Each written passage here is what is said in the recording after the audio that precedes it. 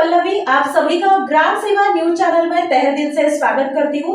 ग्राम सेवा news channel Maharashtra में भिवंडी, शिरडी, सूरत, नासिक, सोलापुर, बेंगलोर इन सभी शहरों में गुजराती के साथ साथ मराठी, तेलुगु और हिंदी माध्यम के द्वारा प्रसिद्ध हुए।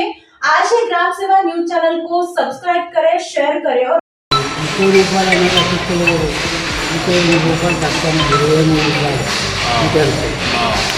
ఈ బాగా బాగా కష్టపడుతూ పోతే 200 చెప్తున్నట్టుగా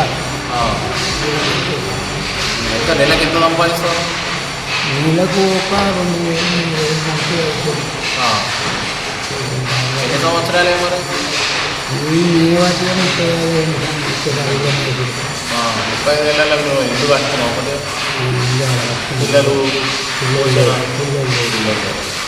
అంటే ఎంత నెలకు ఒక 2-3 వేలు వస్తాయి అంతేనా? మరి వేరే సాంఖ్యలు నేర్చుకోవచ్చు కదా పాలిస్టులు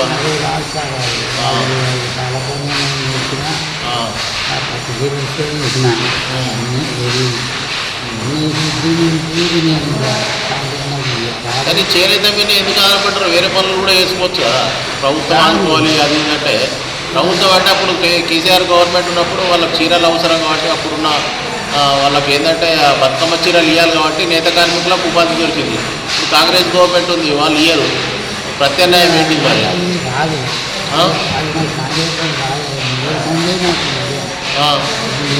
వచ్చి దగ్గర దగ్గర 60 సంవత్సరాలు అవుతాం. ఇక నాకు కాగినగిరి అయిన కానీ నేను 76 మంది వచ్చాను. నాకు పడినారు ఇక నాకు రాని పని చేస్తే నాకు కాదని రోజైతే ఎంతో పని ఏం లేదు 150 వస్తుంది. ఆరోగ్యం సాగరిస్తుంది చేయాలంటే ఖచ్చితంగా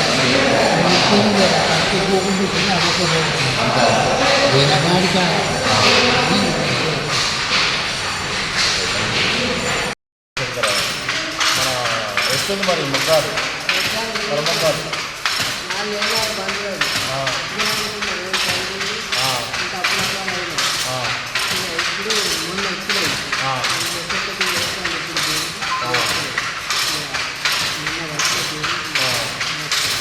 వేరే మన ముగ్గాలు దాకా వేరే మీరు సాంఖ్యలు పాలిస్తారు అవి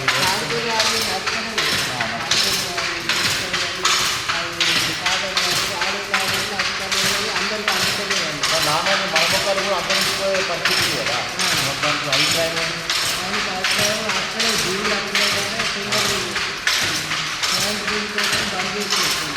మన మొక్కల కార్మికులు ఎంతమంది ఉన్నారు? దాదాపు జిల్లాలో దీనికి అవకాశం లేదా? 10,000 మంది ఉన్నారా? వాళ్ళకు ఉపాధి ఉందా?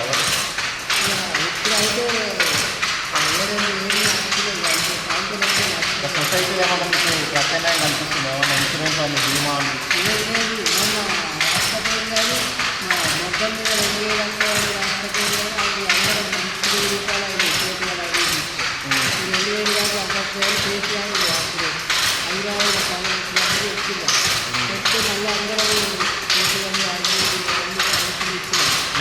గౌరవించాక వాళ్ళు ఏమన్నా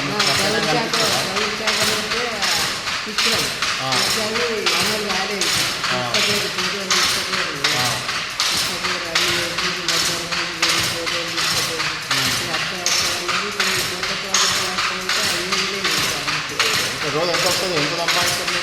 రోజు 100 రూపాయలు అయితే నాకు అంత రేంజ్ ఎంత 10,000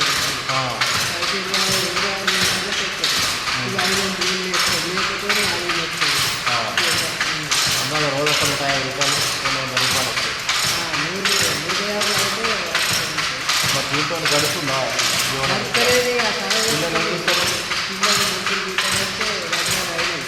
పిల్లలు అంటే ఇంత తక్కువ ఆదాయంతో ఎట్లా వెళ్ళగలిగినా?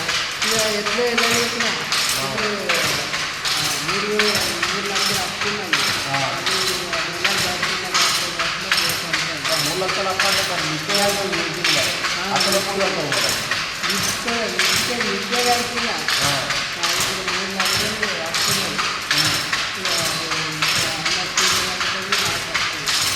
3 లక్షలు వస్తున్నాయి. సొసైటీ నుంచి ముందు బస్సు ఉన్నారు కార్మికులకు ఏం లేదు గణేష్ చేస్తానని అన్నారు. ఆ, ఇక ఏం చేయలేదు. ఆ. అంటే మరి అదే కాదు, ఇప్పుడు ఈ మొగ్గాల వల్ల మీకు ఏమన్నా ఉపాధి ఎట్లుంది? పర్లేదా? మీరు మంచిగా జీవనం కొనసాగిస్తున్నారా లేకపోతే ఇబ్బంది పడుతుందా? ఇబ్బంది అవుతుంది. ఏమన్నా సాయం చేస్తామని గౌరవ శాఖ నుంచి అంటే అది అమలు అవుతలేదు. అంటే ప్రభుత్వం కొద్దిగా అయితే మీకు వెసులుబాటు అవుతుంది. ఏమన్నా పెన్షన్ లాంటి, మీరు కూడా రిటైర్మెంట్ అయితే పెన్షన్ ఉండాలి. 4,000 చేస్తారు పింఛన్, అది కూడా ఇంకా అమలు కాదు. అదే కానీ మనం ఆరోగ్యం ఏం సహకరించకపోతే కష్టమే. కష్టమే ఇది. ఇంటికే అవుతున్నాయి త్రిప్ట్ కట్ అవుతుందా? త్రిప్ట్ ఇంటికి కడుతున్నాం. 300 నేను కడుతున్నాం. 500-400 ఇంకా రాలేదు. 3,000 నిండాలి. 3,000 నింటే కానీ 3 లక్షల అప్పు ఏర్పాలంటే ఎన్ని సంవత్సరాలు పడుతుంది మరి? ఇక ఎన్నడైనా అవుతుంది. ఇక మిత్ అయితే కడుతున్నా అట్లా. మరి అసలు ఎప్పుడు కడతావు? అసలు ఎట్లయితుంది? ఇల్లు అమ్ముదామంటే అద్దు అంటారు మా వాళ్ళు. ఇక గట్లే కట్టుకుంటాము, తర్వాత చూస్తాము అని అంటారు. అందరికి ఇట్లాంటి ఆర్థిక పరిస్థితి ఇట్లా ఉన్నాయి. చాలా మంది ఇట్లే ఉన్నాయి. చాలా మంది ఇంకా గోతపడుతుంది. వాళ్ళు ఏమన్నా తెలిసిన వాళ్ళ గురించి చెప్పిపోరన్నా? పింఛన్ అదే 2,000 వస్తున్నాయి. ఇంకా 35 కిలోల బియ్యం వస్తున్నాయి. అవి అవెట్టుకుంటారు. ఇక లగ్గాలు మూస్తారంటే వాళ్ళు చెప్తలేరు ఎక్కువ. ఇక అట్లే బాగుంది. ఇప్పుడు ఈ 3 లక్షల కొద్ది ఇల్లు అమ్ముతా అంటారు. ఇల్లు అమ్ముతానంటే అల్లుళ్ళు వద్దంటారు. వాళ్ళు ఏమంటారు ఏడు కదా. మరి ఇప్పుడు వచ్చే నీకు ఆదాయం 6,000 వస్తుంది. ఇప్పుడు 3 నెలల ఇంట్రెస్ట్ 6,000 కడుతున్నావు. మరి 3 లక్షలు ఎప్పుడు వేరు వాళ్ళు? ఇక సరే ఆమె వాడితేనే అది అస్తే ఇస్తే కడుతుంది. మరి అది ఎప్పుడు వేరుపాలి 3 లక్షలు? ఇక గది వస్తుంది బాగా. ఏమన్నా గవర్నమెంట్ సాయం చేస్తారంటే ఏం చేస్తలేదు. 3 లక్షలు వస్తుంది. అది అమ్మనే 5 లక్షలు అయింది చిన్న బిడ్డలకి. ఇక 2 లక్షలు అమ్మనే అని ఇద్దరం పెంచినాం. అట్లా పెంచినాం కానీ 3 లక్షలు అవుతలేదు. ఇక పెంచులు అవుతుంది. ఇసుకే అవుతుంది. ఇసుకే అవుతుంది. మరమొక్కలే కదా? మరమొక్కలు ఐన్లు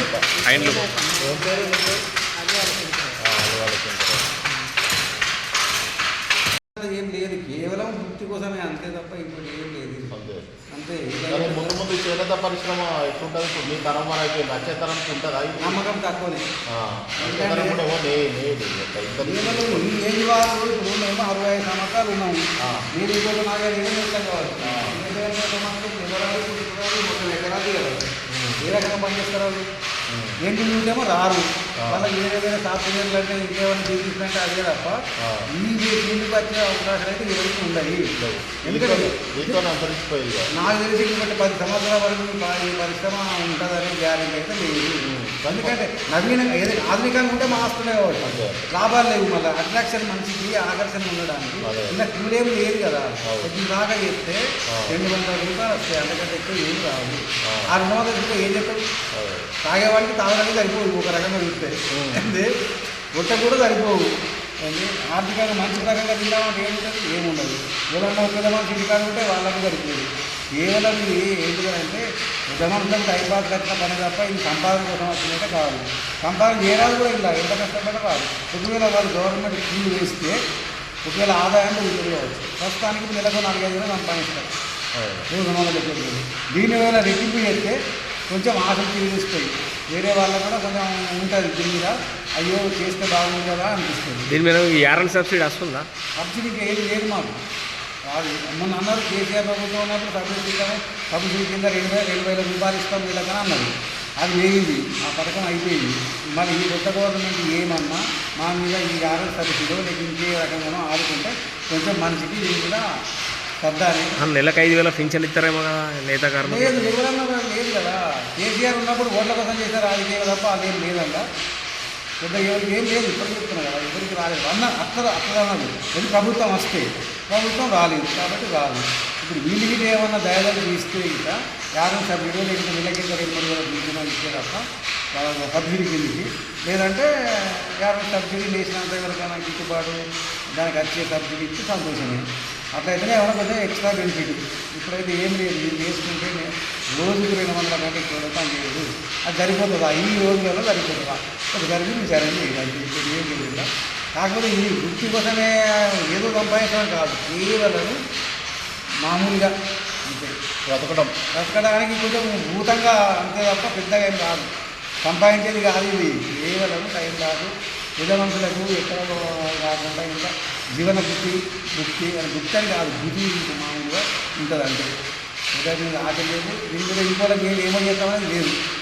వేరే మీద ఎవరి మీద ఆధారపడకుండా బరువుగామనే ఉద్దేశంతో ఇది వేయడం తప్ప ఇంకోళ్ళకి బరువు కాకుండా, ఈ బరువు కాకుండా కూడా కొంచెం ఏంటంటే ఇంకా కొంచెం నేను కూలి వేస్తే లేక ఇంకేదైనా అదనంగా మా నెలకు ఇంకేమైనా ఈ చేనేత కార్మికులకు విద్యాభ్యాసం టైప్ కంటే ఇంకేమైనా కొంచెం ఎక్కువ చేస్తే కొంచెము మెరుగుంటుందని ఆశ, అంతే తప్ప ఇంకేం లేదు. కానీ చేనేత పరిశ్రమ అభివృద్ధి చెందాలంటే దానికి మీకు ఆలోచన ఎట్లుంది? డెవలప్ ఆధునికంగా వీళ్ళు మషిన్స్ తీసుకొచ్చి పబ్లిక్ అది దీని వల్ల నాకు తెలిసేది అంటే టెక్స్టైల్ అనేది ఒకటి ఉంటుంది ఫీల్డ్. ఇప్పుడు మనకు ఈ బీటెక్ వాళ్ళు చేస్తారు మీరు, ఆ వాళ్ళు చేసే దానిలో ఈ టెక్స్టైల్ ఫీల్డ్ కూడా ఒకటి ఉంది, టెక్స్టైల్ రంగం ఉంది. ఆ రంగంలో వాళ్ళని ప్రవీణం చేస్తే వాళ్ళకి ఏమైనా కోచింగ్లు ఏమైనా ఇచ్చి అదొక సబ్జెక్టు పెట్టినట్టయితే ఉన్నది ఇలా కూడా ఏదైనా కాదు.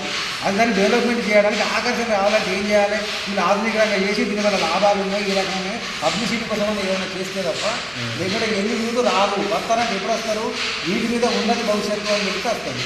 ఇప్పుడు ఒక ముగ్గం వేసింది అనుకో, ఒక వాడు ఒక 8 గంటలు పని చేస్తే ఒక 10,000 సంపాదిస్తున్నాం, నెలకు 15,000 సంపాదిస్తుందంటే మనకి ఆటోమేటిక్గా దీనిలో చదవగలుగుతుంది.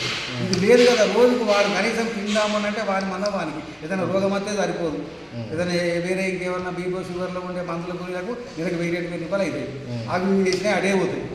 ఇది ఎక్స్ట్రా దానికోసమే చేసుడు తప్ప తిండి సంపాదించి ఏదో ఇంత తిందాము చేద్దాము ఏదో వేరే షోకులు చేద్దామనే విషయం కాదు. దీనికి శ్రద్ధ ఎన్ని యూత్కి దీని మీద శ్రద్ధ కలగాలంటే మనం దీన్ని రంగాన్ని పెంచాలి, ఆధునికరణ చేయాలి, వాళ్ళ యువకులకు దీని మీద దృష్టి పడేంత మన గవర్నమెంట్ చేయాలంటే ఏం చేయాలి? అక్కడ వాళ్ళకి ఎడ్యుకేషన్లో పెట్టాలి. ఎడ్యుకేషన్లో వాళ్ళ బీటెక్ కానీ ఇంకేదైనా కానీ వాళ్ళకు సంస్థను తయారు చేసి వాళ్ళకు ఒక 2 సంవత్సరాలు కోచింగ్ ఇచ్చి ఇది మన ఐఐటి టైపు ఐటీఐ ఉన్నది అందులో దీన్ని చేనేదని చేర్చితే ఇప్పుడు వేరే చేస్తుంది కదా అన్ని వేరే ఫీల్డ్ ఉంటే మోటార్ రైడింగ్ కానీ ఎంత కానీ దాంట్లో ఈ టెక్స్టైల్ కూడా చేర్చినట్టయితే ఎందుకు ఇదొక ఊతగా తయారైతుంది.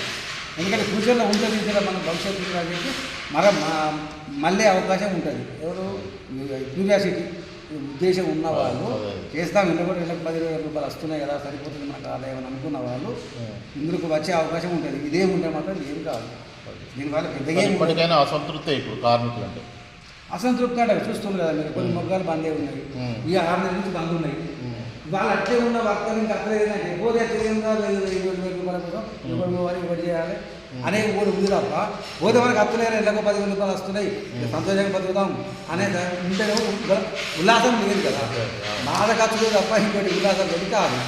గంటే చేసుకుంటుంది గదే రాత్రి బియ్యం గదే తిరిగినట్టు తిరిగి ఇది నేర్తే మందులకే తప్ప దీనివల్ల ఇది ఏ బిడగలుగుతున్నామో మనం కొడుకుతామా అన్నట్టు లేదు. మేమన్నా కూడా మంచి పని పెట్టుకున్నామో లేదు. ఇంకేమైనా మంచి ఫుడ్ తిందాము, అదే పళ్ళు పొలాలు కొనుక్కున్నాము, మంచి విటమిన్ టాబ్లెట్ వాడదాము, ఇంకేమైనా చేద్దామంటే అది లేదు. వేరే పొద్దున ఏమైనా ఆరోగ్యం మంచి లేకుంటే మళ్ళీ గవర్నమెంట్కు ఆర్థికమైన వాడి తప్ప వేరే ప్రైవేట్లకు పోయే శక్తి లేదు. కాబట్టి కేవలము టైంపాసు చిల్లర మందమే తప్ప దీనివల్ల పెద్ద ఆదాయం అంటే లేదు. ఈ జంగిలికి దీని మీద దృష్టి లేదు, పడదు. ఎప్పుడు పడుతుంది అంటే దీని మీద ఏమైనా ఆదాయాలు వస్తాయి, కనీసం పెట్టుబడి పెట్టి ఇంకో నలుగురు నేత